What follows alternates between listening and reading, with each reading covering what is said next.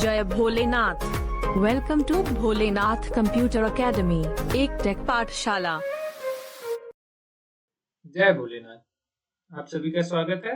हम सब पढ़ रहे थे कंप्यूटर फंडामेंटल्स और कंप्यूटर फंडामेंटल्स में हम टॉपिक कवर कर रहे थे फंक्शंस ऑफ कंप्यूटर।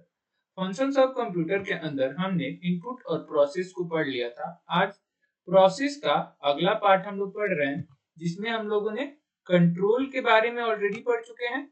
अब कंट्रोल के आगे स्टोरेज के बारे में हमें पढ़ना है। स्टोरेज क्या होता है? तो स्टोरेज भी एक तरह का फंक्शन होता है जो कि प्रोसेसिंग के अंदर आता है या प्रोसेस के अंदर आता है। और स्टोरेज के अंदर हम लोग किसी भी डाटा या इंफॉर्मेशन को हम लोग स्टोर करने के लिए काम करते हैं। स्टोरेज एक प्रक्रिया का नाम होता है जिसके माध्यम से हम लोग कंप्यूटर के अंदर डाटा या इंफॉर्मेशन को सेव करते हैं।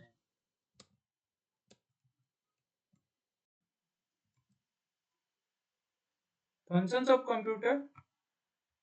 स्टोरेज एक ऐसा फंक्शन है, एक ऐसी प्रक्रिया है जिसके माध्यम से हम लोग डाटा को सेव करते हैं या इंस्ट्रक्शंस को सेव करते हैं या किसी प्रकार का इंफॉर्मेशन प्रोसेस डाटा को बोला जाता है। जो डाटा सेव किया गया है, अगर उसे हम रिट्रीव कर रहे हैं, उसे हम इंफॉर्मेशन कहते हैं।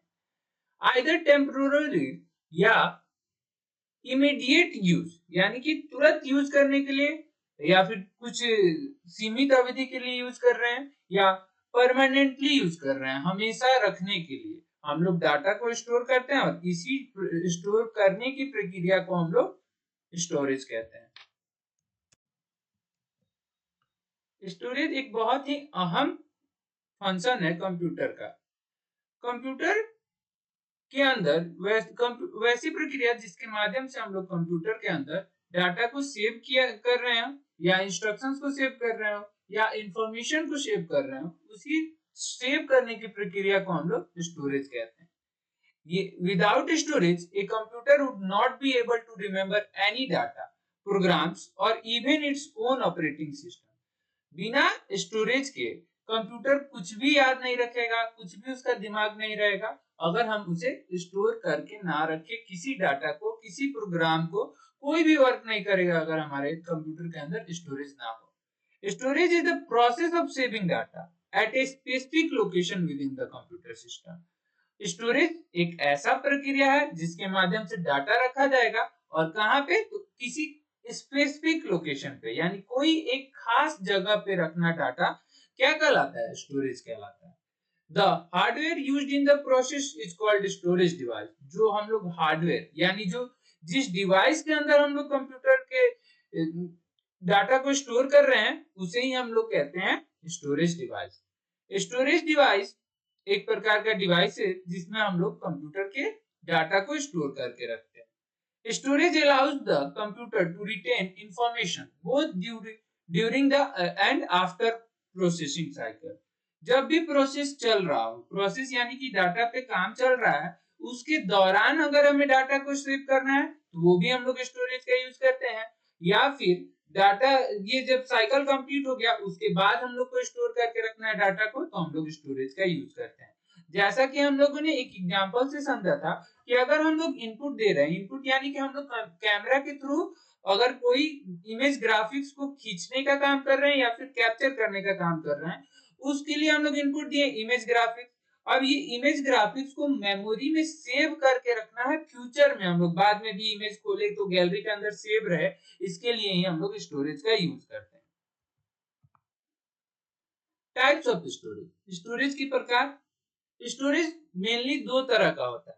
पहला है प्राइमरी स्टोरेज, दूसरा secondary storage. Primary storage volatile होता है। वोलेटाइल कहने का मतलब यानी कि इसके अंदर जो भी डाटा सेव किया गया, अगर कंप्यूटर बंद हो जाता है तो आपका इसके अंदर सेव किया गया डाटा लॉस हो जाता है, यानी कि वो चला जाता है, वो इरेज हो जाएगा, वो वापस नहीं आएगा। इसे डायरेक्ट सीपीयू एक्सेस करता है। प्राइमरी स्टोरेज को सीपीयू हैंडल कर रहा होता है।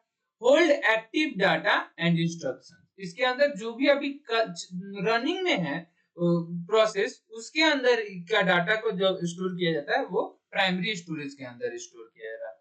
इसके एग्जांपल्स हो सकते हैं रैम, रोम, एनवीएमई, जो कि हम लोग का एसएसडी का लेटेस्ट वर्जन है। जो बहुत फास्ट है। तब आता है secondary storage. Secondary storage non volatile होता है। नॉन वोलेटाइल कहने का मतलब इसमें हम लोग डाटा को लॉन्ग टर्म के लिए स्टोर कर सकते हैं। अगर इसमें कंप्यूटर अगर ऑन है, पीसी ऑन है, उस वक्त अगर लाइट कट जाए या फिर किसी भी कारण से कंप्यूटर बंद हो जाए, फिर भी इसके अंदर का डाटा स्टोर रहेगा, ये कभी लॉस्ट नहीं होता है।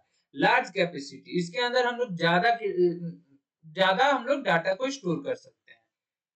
इनडायरेक्ट सीपीयू एक्सेस, ये सीपीयू डायरेक्ट एक्सेस नहीं कर पाते हैं इसमें स्टोरेज को, इनडायरेक्टली हम लोग इसको एक्सेस करते हैं।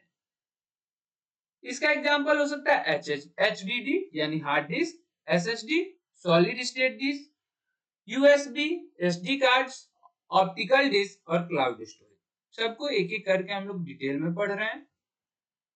पहला है प्राइमरी मेमोरी। प्राइमरी मेमोरी क्या है? तो primary memory is the main memory of the computer. यही मेन मेमोरी होता है कंप्यूटर के अंदर। इसको इंटरनल मेमोरी भी कहा जाता है। It is directly accessible bye CPU and is used to temporarily store data and instruction currently in use। जो भी हम लोग के रनिंग में है प्रोसेस, उसके डाटा को स्टोर करना होता है, वो कहाँ स्टोर होता है? तो प्राइमरी मेमोरी के अंदर स्टोर किया जाता है। प्राइमरी मेमोरी के भी दो पार्ट हैं। पहला है रैम, दूसरा है रोम। रैम के दो पार्ट, पहला एस रैम, दूसरा डी रैम। एस रैम का मतलब स्टैटिक रैम, डी का डायनेमिक रैम। तब आता है हमारा रोम। रोम के भी तीन टाइप्स हैं।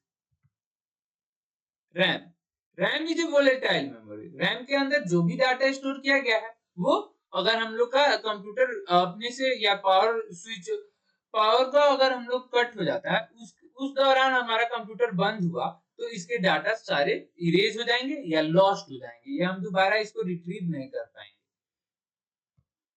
It is essential for multitasking and fast data processing. RAM का यूज मल्टीटास्किंग के लिए किया जाता है, यानी अगर एक टाइम पे आप बहुत सारे मल्टीपल एप्लीकेशंस खोल के रखे हो, यानी एक बार में आप गाना भी चला रहे हैं, साथ ही साथ हमारा कोई ऐप चल रहा है, जैसे कि कुछ और मान लीजिए कोई गेम खेल रहे हैं और गेम खेलने के साथ साथ आप गाना भी चला रहे हैं, तो ये दोनों एक साथ हैंडल करने के लिए क्या चाहिए? तो अच्छा रैम होना चाहिए। आप सुने भी होंगे, जितना अच्छा रैम होता है उतना ज्यादा मल्टीटास्किंग कर पाना संभव हो पाता है और फास्ट डाटा प्रोसेसिंग होता है, जिसके कारण पबजी और जो भी लेटेस्ट वर्जन्स के गेम है वो चल पाते हैं। तो जितना अच्छा रैम उतना अच्छा फोन, उतना अच्छा device. S RAM, static RAM. Static RAM ज्यादा फास्टर्स होते हैं, लेकिन ये ज्यादा फास्ट होने के साथ साथ महंगे भी होते हैं और ये केस मेमोरी का यूज करके ये काम कर रहे होते हैं। डी रैम, डी यानी डायनेमिक रैम, रैम का मतलब रैंडम एक्सेस मेमोरी। ये स्लोअर होते हैं और जब स्लो है तो थोड़ा सस्ते भी आते हैं। दोनों में से आप कोई भी रैम प्रेफर कर सकते हैं। मोस्टली डिवाइसेस में डी रैम लगाए रहते हैं चीप रहने के कारण, लेकिन हम लोग एस रैम पे जाएंगे तो एस रैम ज्यादा फास्ट होते हैं और ये मोस्टली गेमिंग वाले जो भी गैजेट्स आते हैं उसमें यूज किए जाते हैं। नेक्स्ट, रोम। रोम क्या होता है? तो read only memory. Read only memory is a non volatile memory, यानी कि इसके अंदर का डाटा अगर हम लोग का लाइट चला जाए तो ये डिलीट नहीं होता है। इसमें रखे गए इसमें हम लोग क्या करते हैं? तो इसको हम लोग केवल रीड कर सकते हैं, इसमें हम लोग मतलब लिख नहीं सकते हैं। कोई कोई आएगा जिसमें हम लोग लिख पाएंगे, लेकिन उसको प्रोग्रामर्स के द्वारा ही लिखा जाता है। इसका mainly use required for booting the computer and performing basic operation. इसका इस्तेमाल हम लोग के कंप्यूटर को बूट करने के दौरान यूज किया जाता है। इसके अंदर हमारे ऑपरेटिंग सिस्टम्स को रखा जाता है जो कंप्यूटर्स को बूट कर रहे होते हैं। PROM, programmable read only memory, can be programmed once. इसको हम लोग केवल एक ही बार लिख सकते हैं। पीरैम के अंदर एक बार ही प्रोग्राम किया जाता है और उसके बाद से हम लोग दोबारा इसको मिटा भी नहीं सकते हैं और ना ही हम लोग दोबारा इसको यूज कर पाएंगे। ईपीरैम, ईपीरैम इरेजरेबल programmable read only memory, can be erased using UV lights and reprogrammed। इस वाले रोम के अंदर हम लोग यूवी लाइट की सहायता से डाटा को डिलीट करते हैं और दोबारा इसको यूज कर रहे होते हैं। डबल ईपी रोम, डबल ईपी रोम में क्या हो रहा है? तो electrically erasable, can be erased and reprogrammed multiple times using electric signal. Electric current की मदद से हम लोग इसमें लिखे हुए डाटा को बार बार इरेज कर रहे हैं और बार बार हम लोग, तो इसका इस्तेमाल ज्यादातर किया जाता है क्योंकि पुराने वाले जो भी रोम है उसको हम लोग दोबारा हम लोग यूज नहीं कर सकते हैं, लेकिन ईपी रोम को हम लोग इसके डाटा को इरेज करके दोबारा से हम लोग प्रोग्राम करके इस वाले डाटा का यूज कर सकते हैं। तो इसे इस वाले रैम का रोम का ज्यादा यूज किया जाता है हमारे स्टोरेज के अंदर। Secondary memory provide permanent storage for the data, files, programs and operating system. Secondary memory के अंदर परमानेंट स्टोरेज मिलता है जिसके अंदर हम डाटा को या किसी फाइल को या किसी प्रोग्राम को यहाँ तक कि ऑपरेटिंग सिस्टम को भी हम लोग सेकेंडरी मेमोरी के अंदर रखते हैं। It is not directly accessible bye CPU, इसे हम लोग सीपीयू के में हम लोग डायरेक्टली एक्सेस नहीं कर सकते। इसे एक्सेस करने के लिए हम लोग रैम की मदद लेते हैं और रैम की सहायता से हम लोग इस वाले मेमोरी को यूज कर पा रहे होते हैं। इसीलिए हमारे लिए रैम बहुत इंपॉर्टेंट हो जाता है डिवाइसेस को बिल्ड करते वक्त। सेकेंडरी मेमोरी के बहुत सारे टाइप्स होते हैं, एचडीडी यानी hard disk, SSD solid state disk, optical disk, floppy disk, pen drive, SD card, cloud storage. Optical disk के 4 टाइप्स हैं, सीडी, सीडीआर, सीडीआरडब्ल्यू, डीवीडी। इन्हें हम लोग डिटेल में पढ़ रहे होंगे। पहला है एचडीडी। एचडीडी यानी hard disk drive, magnetic storage used for long term data storage. इसके अंदर मैग्नेटिक स्टोरेज का यूज किया जाता है जिससे हम लोग एक डाटा को या किसी पिक्चर को, किसी फाइल को हम लोग बहुत लंबे समय के लिए इसमें स्टोर करके रख सकते हैं। ये जल्दी खराब नहीं होते हैं ये hard disk. Slower then SSD, ये एसएसडी से स्लो होते हैं लेकिन इसमें कैपेसिटी ज्यादा होती है, मतलब ये लार्ज कैपेसिटी, मतलब ज्यादा स्टोरेज रहता है इसके अंदर। टिपिकली रेंज फ्रॉम 500 जीबी, ये 500 जीबी से शुरू होते हैं और लगभग 1 टीबी, 2 टीबी, 3 टीबी, 4 टीबी इतना बड़ा रहता है, यानी टेराबाइट्स में इसके स्टोरेज आते हैं। और ये एक्सटर्नल भी हो सकते हैं और इंटरनल भी हो सकते हैं। किसी डिवाइस के इंटरनल में आते हैं और आप चाहें तो उसे एक्सटर्नल में भी यूज कर सकते हैं, ये दोनों में आते हैं। ये इंटरनल हार्ड डिस्क है और ये एक्सटर्नल हार्ड डिस्क है। नेक्स्ट है एसएसडी, सॉलिड स्टेट ड्राइव। ये एक चिप की तरह होते हैं और ये मोस्टली इंटरनल यूज किए जाते हैं। SSD is a non mechanical storage that use NAND based flash memory to store data. ये NAND बेस्ड फ्लैश मेमोरी का यूज करता है जिससे ये काफी फास्ट परफॉर्मेंस देता है, क्योंकि इन्हें मूव कर, इसके अंदर के पार्ट्स मूव नहीं कर रहे होते हैं।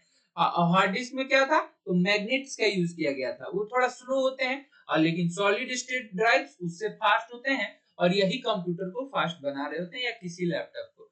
मोस्टली डिवाइसेस में आजकल एसएसडी ही लगे हुए रहते हैं ताकि हमारा प्रोसेसिंग फास्ट हो। अगर आपका कंप्यूटर स्लो चल रहा है तो आप एचडीडी प्रेफर ना करके, एचडीडी को रिमूव करके आप एसएसडी लगवा सकते हैं, इससे हमारे कंप्यूटर फास्ट हो जाते हैं। सॉलिड स्टेट ड्राइव्स के भी टाइप्स आते हैं, एसएटीए एसएसडी और एनवीएमई एसएसडी। एसएटीए थोड़ा सा स्लो होता है लेकिन सस्ता होता है, और एनवीएमई फास्ट होता है लेकिन ये थोड़ा महंगा आता है। और ये हमारे लेटेस्ट कंप्यूटर्स में एनवीएमई एसएसडी का यूज किया जाता है। जो भी हमारे मल्टीटास्किंग परफॉर्मेंस कंप्यूटर हैं या फिर हाई परफॉर्मेंस कंप्यूटर जो भी आ रहे हैं उसमें हम लोग को एनवीएमई एसएसडी का यूज दिखता है। Next optical disk. Optical disk अब हमें नहीं दिखता है इतना यूज इसका, लेकिन हम लोग इसका इस्तेमाल पहले स्टोरेज के लिए करते थे। इसी में हम लोग मूवीज देखते थे, रामायण हुआ, महाभारत हुआ। कैसेट्स नहीं आते थे, कैसेट प्लेयर आते थे जिससे हम लोग इस सीडी ड्राइव प्लेयर या डीवीडी प्लेयर, इसी में हम लोग इन कैसेट्स के थ्रू देखते थे। और यही है हमारा ऑप्टिकल डिस्क। ऑप्टिकल डिस्क अपने अंदर डाटा को लेजर टेक्नोलॉजी के इस्तेमाल से स्टोर करता है, और इसके अंदर मेनली सॉफ्टवेयर और मीडिया, यानी मीडिया कहने का मतलब कुछ वीडियो या फिर कोई फिल्म देखते इसके अंदर स्टोर किया जाता है। Commonly types include CD, CDR, CDRW, DVD. CD stands for compact disc. CD का मतलब compact disc होता है और इसके अंदर लगभग 700 MB डाटा स्टोर करके रखा जा सकता है। तब आता है हमारा CDR यानी वैसे ड्राइव जिसको हम लोग रिकॉर्ड कर सकते हैं। सीडी को हम लोग केवल प्ले कर सकते हैं सीडी प्लेयर के थ्रू और उसमें देख सकते हैं। अब इसके बाद दूसरा टाइप में हम लोग ये सादे आएंगे, इसको हम लोग खुद से रिकॉर्ड कर सकते हैं लेकिन एक बार उसमें स्टोर करेंगे, उसके बाद से डिलीट नहीं कर सकते हैं। तब आया CDRW, इसके अंदर हम लोग मल्टीपल टाइम्स लिख सकते हैं और मल्टीपल टाइम्स इसके डाटा को डिलीट कर सकते हैं। फिर सबसे पॉपुलर डीवीडी, जिसका स्टोरेज भी ज्यादा था। इसके अंदर 4.7 जीबी से 9 जीबी तक के डाटा स्टोर किए जाते थे। जब सीडी आती थी तो उस समय हम लोग देखते थे कि रामायण के लिए 50-50 सीडियां आ रही हैं, लेकिन डीवीडी के में आप देखेंगे कि एक ही डीवीडी के अंदर आपको कई सारी मूवीज एक ही बार में देखने के लिए मिलती थी। क्यों? क्योंकि इसका स्टोरेज ज्यादा था। रेयरली यूज्ड, अब इनका इस्तेमाल रेयर हो चुका है, अब ये ज्यादा नहीं यूज होते हैं और इनका जगह किसने ले लिया है? तो यूएसबी यानी कि हम लोग का पेन ड्राइव और क्लाउड डिजिटल डाउनलोड्स, यानी जो भी हम लोग मल्टीपल प्लेटफॉर्म्स हो गए हैं वहीं से हम लोग मूवी डाउनलोड करके देख ले रहे हैं, तो हम लोग को अब कैसेट की जरूरत नहीं पड़ रही। नेक्स्ट है फ्लॉपी डिस्क। ये भी अब ऑब्सोलेट हो चुका है। ऑब्सोलेट मतलब कि ये थोड़ा ओल्डर वर्जन है। ऑब्सोलेट का मतलब आउटडेटेड, अब ये इनका इस्तेमाल लगभग खत्म ही हो चुका है।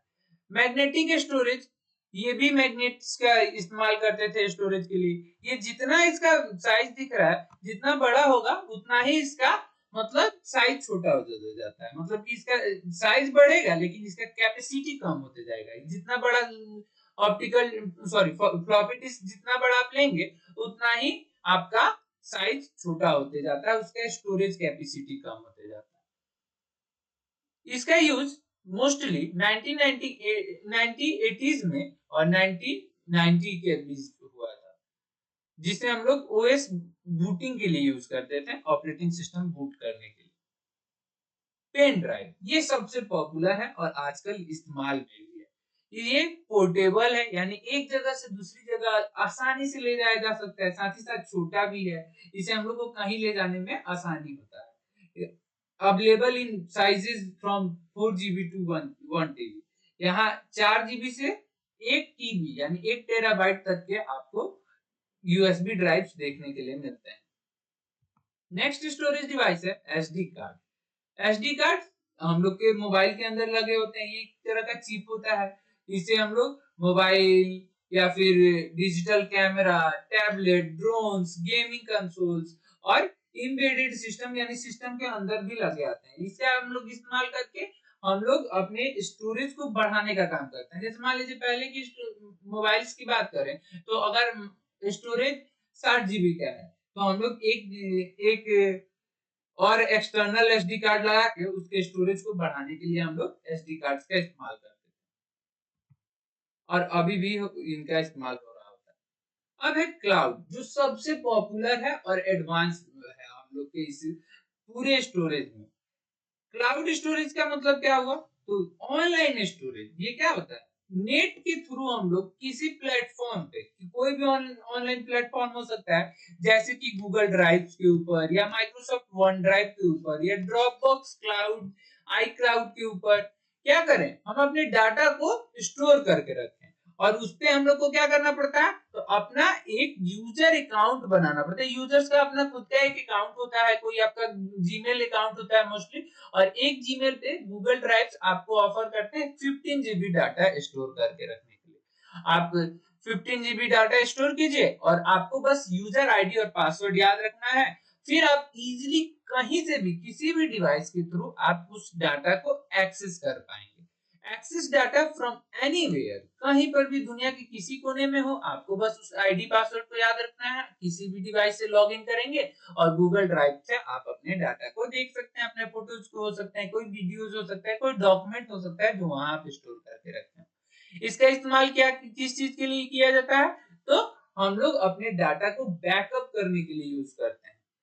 क्रिटिकल कोलिब्रेशन, यानी कि आपको कहीं पे मान लीजिए यहाँ बैठे हैं और कहीं किसी और दूसरे देश में कोई आदमी है और उसके साथ आपको काम करना है, तो इसके लिए क्लाउड स्टोरेज का यूज किया जाता है।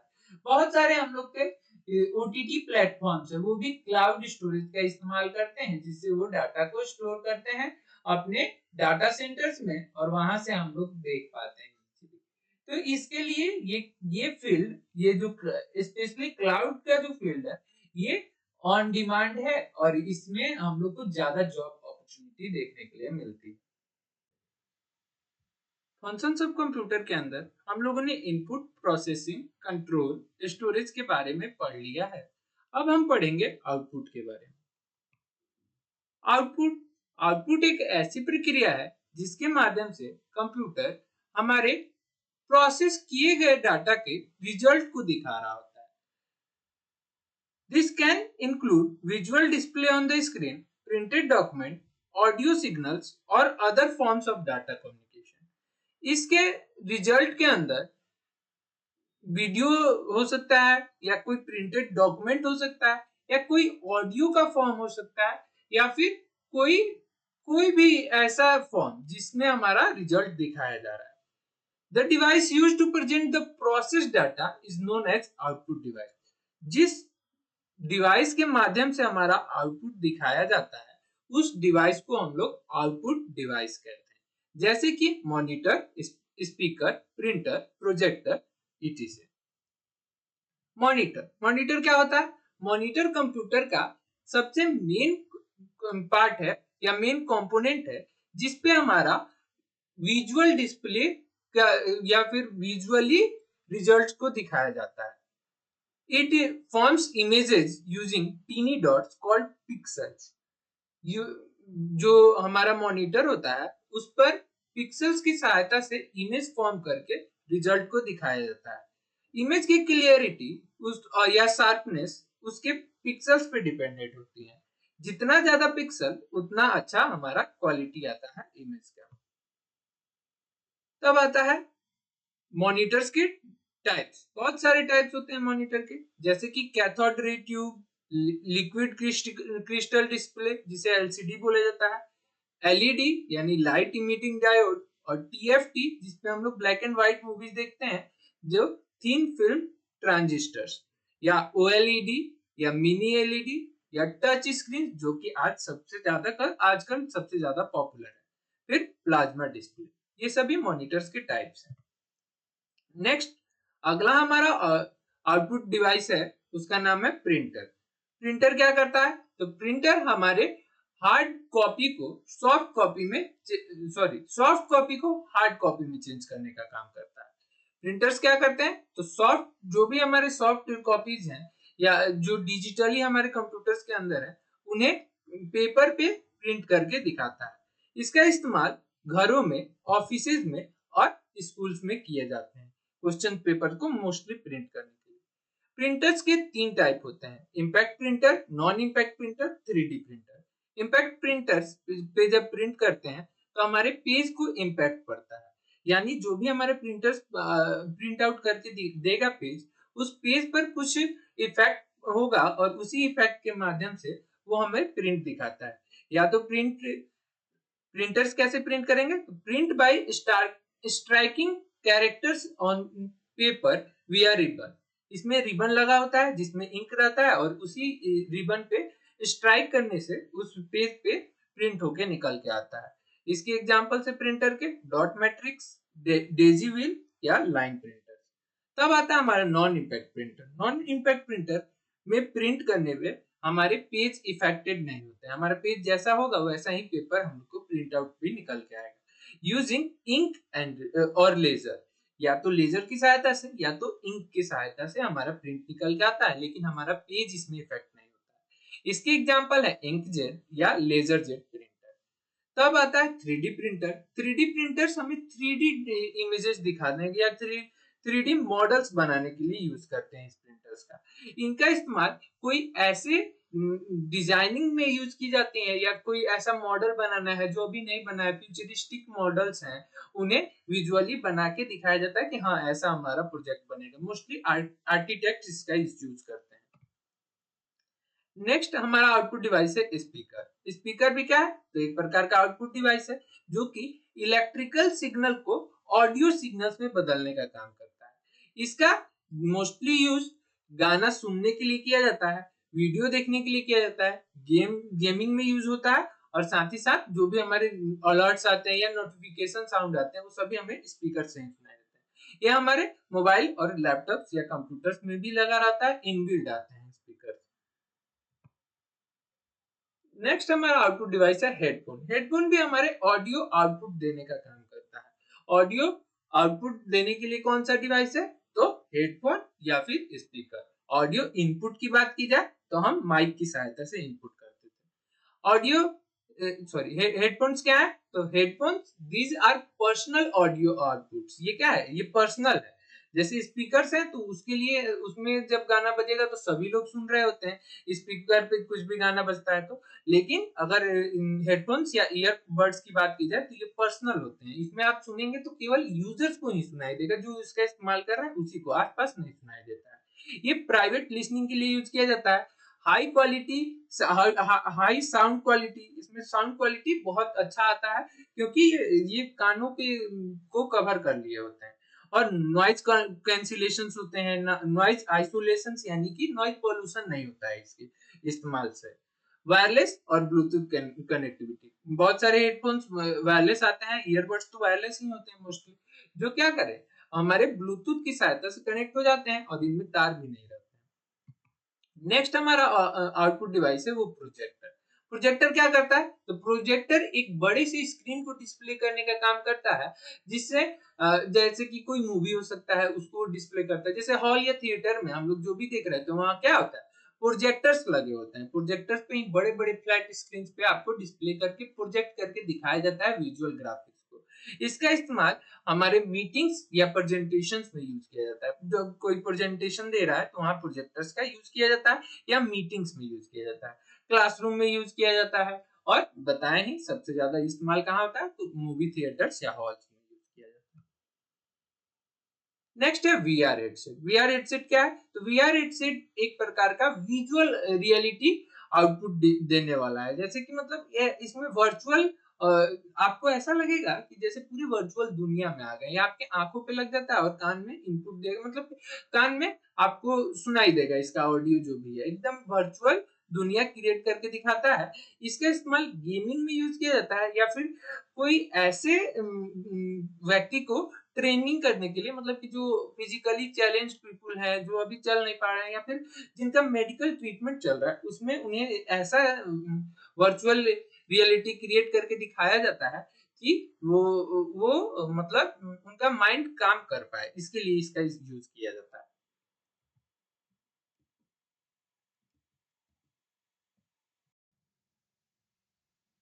एआर ग्लास का मतलब है ऑगमेंटेड रियलिटी ग्लासेस। ये एक तरह की स्मार्ट ग्लास होती है जो कि आपको रियल वर्ल्ड व्यू के ऊपर डिजिटल चीजें जैसे कि टेक्स्ट, इमेजेस, एनिमेशन या 3D ऑब्जेक्ट्स दिखाने का काम करते हैं। मतलब आप रियल दुनिया को देखते हुए उसके साथ साथ वर्चुअल इंफॉर्मेशन भी देख सकते हो। जैसे कि आप रोड पर जा रहे हो और एयर ग्लास आपको मैप डायरेक्शन दिखा सकती है बिना फोन देखे हुए आप इन ग्लासेस के थ्रू देख सकते हैं कि किस डायरेक्शन में आपको जाना है। ये कोई एरो या फिर कुछ ऐसा एनिमेशन दिखाएंगे जिससे आप उसे यूज करते हुए जा सकते हैं। इसका इस्तेमाल गेमिंग में भी की जाती है, जिसके आपको लगेगा कि रियल में कुछ सामने वर्चुअल चल रहा है, और रियल के साथ मतलब रियल इन्वायरमेंट में ही आप गेम भी खेल सकते हैं उस तरीके का। उम्मीद करते हैं आपको फंक्शंस ऑफ कंप्यूटर समझ में आया होगा। अब हम नेक्स्ट इसके पहले वाले वीडियो के कुछ क्वेश्चंस को देखते हैं। क्वेश्चन था, what is the use of OMR in education. OMR का इस्तेमाल पढ़ाई या शिक्षा क्षेत्र में कैसे किया जाता है।